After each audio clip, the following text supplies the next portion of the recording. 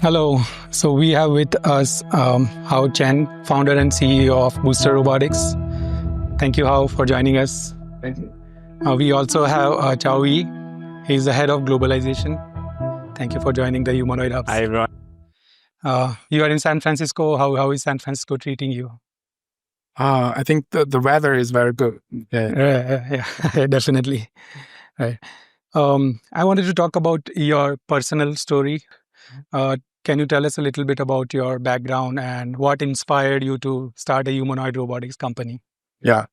I think when I was very young, I want to build humanoid robot. When the university, the professor of university go to our high school, and I asked the question, which department can study humanoid robot?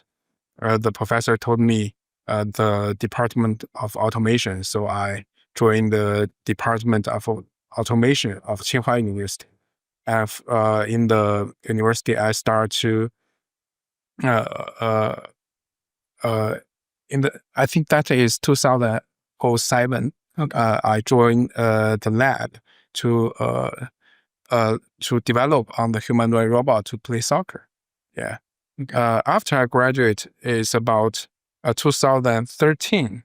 I think at that year we have no chance to build a company or run startup to build a humanoid robot. It's too early, so I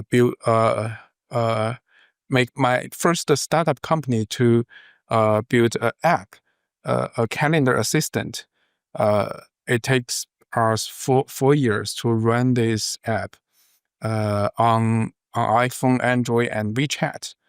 At that time, we have more than 10 million users of that app. Wow. Yeah, in 2017, my company was acquired by ByteDance. After that, I work for ByteDance to build a SaaS. At that time, I met Chaoyi in ByteDance. Okay. Yeah. And in 2023, we start to use ChatGPT 4. We think that is very important for the humanoid robot. We think it's time to start a new chance to build a humanoid robot. Yeah. So in 2004, we left ByteDance, start Booster, a humanoid robot. Our goal is to make the humanoid robot like computer, a personal computer, is to make it affordable, very useful and durable. Yeah. Right. So you already were developing humanoid robots yourself for the soccer tournament, right? And a lot of humanoid companies are developing robots right now for research, but not a lot of them are selling, especially in the USA, right? So what's the philosophy behind start selling the robots right away? The robots are still not useful. Yeah. We believe now is a very big chance for make humanoid robot. We think this we call it the AI age. Yeah, we think we have chance to build a new just like a new company, just like Apple or Microsoft of the AI age. Yeah, it's a very big chance for all the startup companies, and we think to make a product and sell product and something about the manufacturing, I think is very important at that time.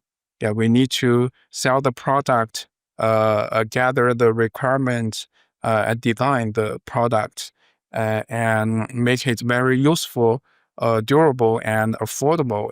Is the key point. These years. Right. Yeah. So we start at the day one. We think we need to sell the product. We believe we need to sell the product as early as possible.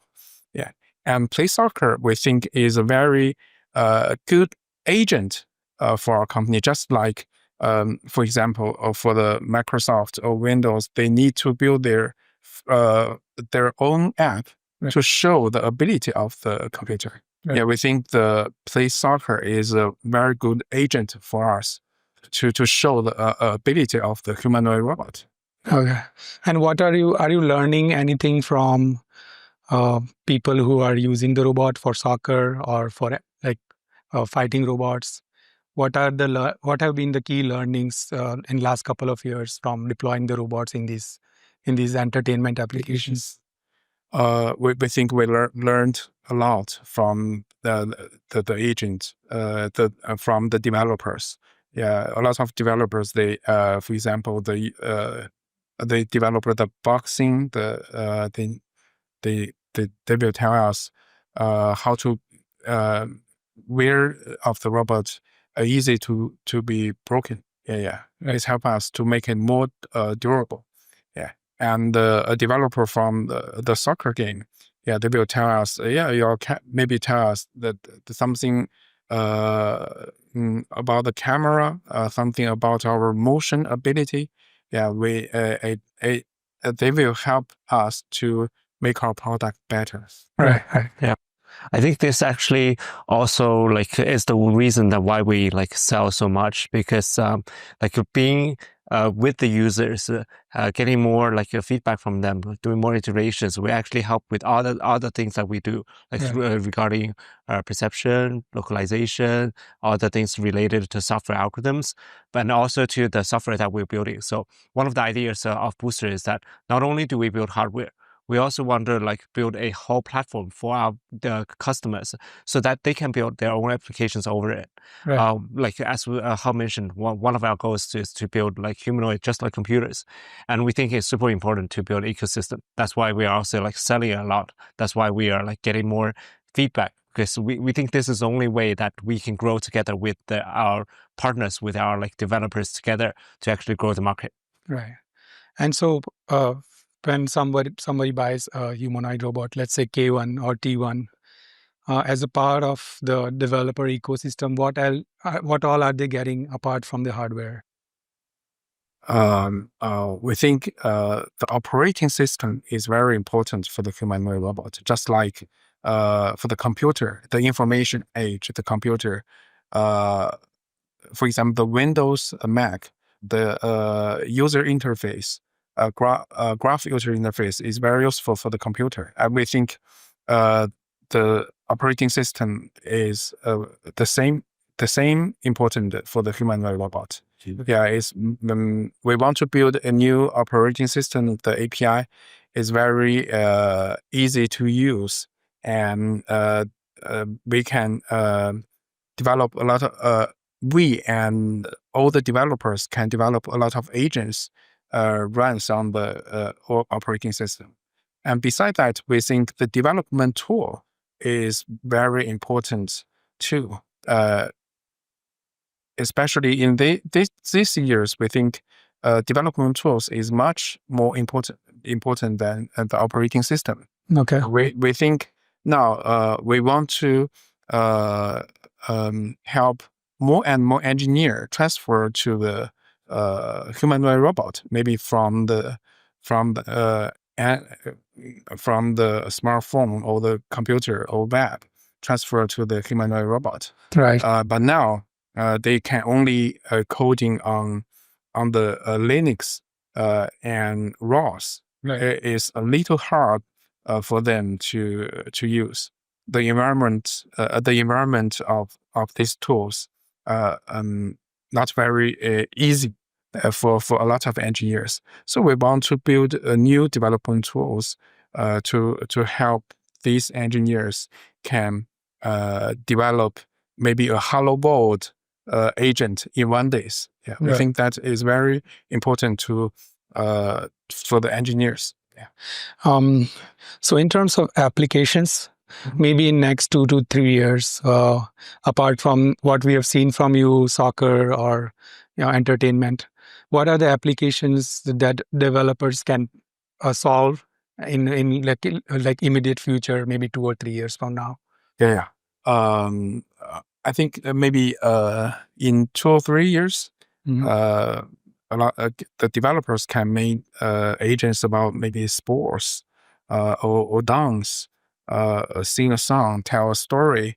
Yeah, we think, for example, the K1. We hope in 2 or 3 years, the K1 can go into the family, and the K1 can play with kids. For example, they play soccer, kick soccer, and with the kids. Oh, really? Yeah, we think that we have chance to make it, and the developers, we think they can have very good ideas. For example, when we first time we see the UFB play boxer, we never find this this idea before. Actually, Right. we think this the developers will have a lot of very good, perfect ideas. Makes sense. Yeah. Yeah. So I want to add on to that too. So I think it's really hard to imagine what's going to happen in the next 2 or 3 years, Okay. because like I think the what happens lies in the creativity of the developers in this area.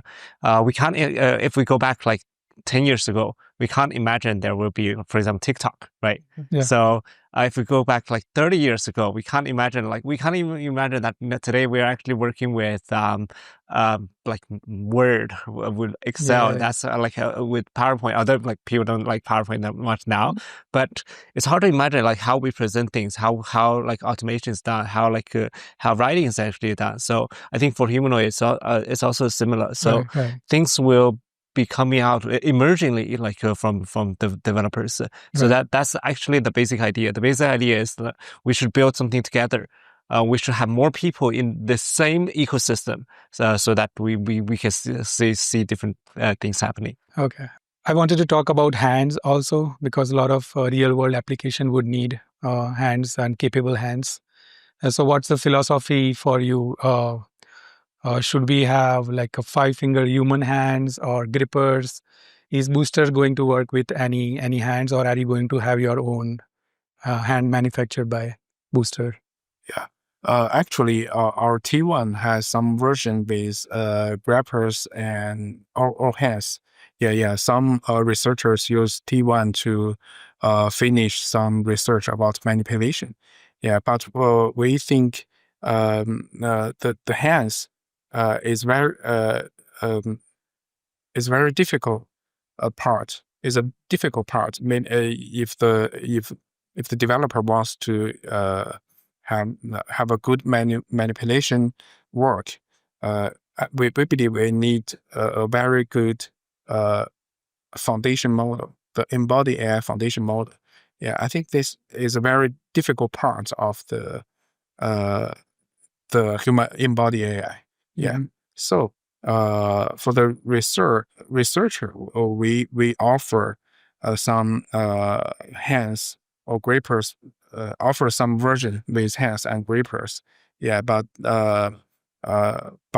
we pay the basic version we with no hands to and we try to find some agents to find some chance. For example, work with people, talk with people, and play with people. Yeah, sometimes maybe no, they do not need to hands. We True. think we do not need hands or grippers. Yeah, so we will find some chance to build agent which do not need the hands. But actually, now we always offer the some version with hands and grippers for the researchers. Okay. Yeah, and hands is actually a complicated component, and we also see a lot of like new companies in this area, which are providing different hands. So they're also iterating a lot. And by saying that Booster is a platform, we are also open to partners that are building hands as well. So our basic idea is that if there are good hands in the market, we are always open to collaborate with them, mounting their hands on the Booster products. So even for the T1, we support different hands from different brands as well. Okay. You mentioned ChatGPT in the beginning. Yeah. it was a big moment for AI, democratizing AI and getting AI to people accessible, right? And so, what would a ChatGPT moment for robotics look like, according to you? And when do you think that will arrive? ChatGPT moment of humanoid robot. We believe we think the robots need three abilities. The first is motion. Yeah, it can finish a lot of action or motions or actions like human. Yeah, we think this is very important. But we think it will be done in 1 or 2 years. The second key point we think is navigation, vision, language, navigation, maybe. Okay. Yeah. So the robot can walk to with people or go everywhere. And the Okay. third, we think, is interaction. Maybe we use language or body language or other, maybe light language. A humanoid robot. Okay. We think these three ability, if good enough, it will be the ChatGPT moment of humanoid robot. After that, we think the manipulation ability is also very, very important. I think if the robot can have the three abilities and manipulation abilities, I think is iPhone moment. Right. Yeah. Even bigger than ChatGPT, Yeah. possibly. Right. So we hear a lot of different opinions about what's the limiting factor to getting to the ChatGPT moment or getting to a very capable foundation models. Some people are saying data scarcity is the most limiting right now. Others are saying that models, the AI models and algorithms are not capable enough. What is your intuition? What should be the more of what should the industry focus more on to get to the capable foundation model? Actually, we don't think we are the best right person to answer something about the foundation model because it is very it's very hard. I think now is very early time of the embodied AI foundation model. Okay. I think both the model and the data are the very big challenges. And you are doing a lot to enable developers to collect data and contribute data to the community. Yeah, of course. Yeah. We develop our motion part. We believe in the future the data collecting with the whole body control is very important for the humanoid robot. Yeah. So we are developing a lot of functions with this for the whole body control data collecting. Okay. Okay. Yeah. And like for, apart from that, we also think like there's one other limitations for like humanoid robot to actually go into home scenarios. Like when we talk about like ChatGPT moment, we assume that there's actually also already a good platform which we can use for ChatGPT, which is the phone and the computer. It's like really mature. It's a really user-friendly platform. But like for robotics, I still think like one of the main thing that should happen even before ChatGPT moment is the iPhone moment. So we kind of have to find a good platform so that everyone can build things on it. And then there will be people developing more and more like intelligent agents for the humanoid robots. Right. That's like that's like our approach. So where Booster can do is that we think for us we are like kind of focusing on bringing the best product to the market so that people can actually be easy to program on, and there's a better chance of them like bringing the best models. And we are also providing solutions for this as well. So what we do now is that, like for example, like data is one of the things that is like lacked for the models. So what we do is we provide like teleoperation solutions for collecting better data. We like for the models. Model training is something that's hard. So we're providing the development tools, which are like better for coding and everything. Okay. So you have a booster T1 robot, which you launched a year ago, right? And this one, which is even smaller robot, PK1. Is there a plan to launch? I'm sure people are approaching you with a request, like, can you make a bigger robot, which is 5 foot or 5.5 foot tall? So are we going to see a taller robot from Booster? Yeah, actually, we have a taller one. We named it A1. A1. Yeah. We actually we already have A1 for a few months. Yeah, but we didn't sell it a lot because we want to be more focused. We think the size like T1 or K1 is more friendly for the users. Yeah, back to our vision, we want to make the humanoid robot like personal computers. Yeah, we think the taller size, just like A1, made for the factory scenarios. Yeah. We think in the future we will have product for the factory or the some companies maybe to finish the for example the deliver works. Yeah. Now we are a startup company. We want to be more focused, so we only sell the T1 and K1 now. Yeah. I think maybe a few years later we will start to sell the A Series. A series. Yeah, A series. That's Maybe good. A3. Yeah, looking forward to it. Yeah. Yeah. I was curious about how are you able to make the robots so affordable? Because this one has T1 has what 20 plus actuators, right? And we see some of the industrial arms with maybe 2 or 3 or 5 motors costing $10,000, $20,000. So how are you able to achieve such affordability? We think how can we make it so affordable? Yeah. We think actually the supply chain of China is very is very strong. Yeah. Right. And we believe the potential of the humanoid robot. We think maybe in future, the whole world will have more than 20 billion or more humanoid robots. Is a very big chance and have very big potential. So the supply chain wants to support this kind of chance. Yeah. So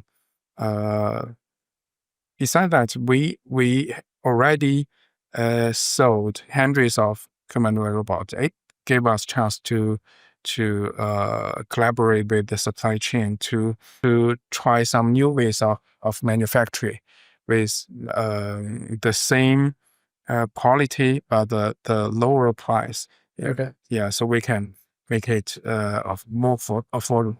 People outside China, especially in the US, are quite stunned by the progress that is being made in China by various companies in scaling humanoids or iterating through various versions, right, in locomotion. Um, what are the factors that sets China apart and that has seen this advancement so rapidly? I think the supply chain is very important. Yeah, especially for the hardware. Yeah, we can develop the hardware very fast. The supply chain can help you to upgrade something maybe in 1 or 2 weeks. Yeah, and we think both U.S. and China have a lot of talents. That is also very important. Yeah, you can hire a lot of engineer from China and U.S. Maybe other country you cannot find enough engineers to build the humanoid robot or the operating system and the development tools. But in U.S. and China, you can hire Right. enough engineers. Right. And recently, maybe in last 1 or 2 years, there has been a geopolitical situation, right? There are people are talking about tariffs or putting restrictions on Chinese supply. So how are you perceiving that situation, the geopolitical situation? It's not very important for the startup companies. Especially just like a booster, we need to be more global. And most a lot of our colleagues have the global experience. We think in future the humanoid robot product from the day one it should be a global product. Because it's just like computer. Just like computer. A computer is or smartphone is also global product. They need the engineers from all over the world. They need the ecosystem from all over the world. So I don't think that is a very big challenge for the startup company. But when the company grows very big, we think at that time that kind of company need to solve this kind of problem. Right. And actually, I think geopolitics is only a short-term problem. To be honest, like if we look at a long-term, it would be collaboration around the world mainly. If we look at like smartphones now, like China is using a lot of iPhones, which is from the US.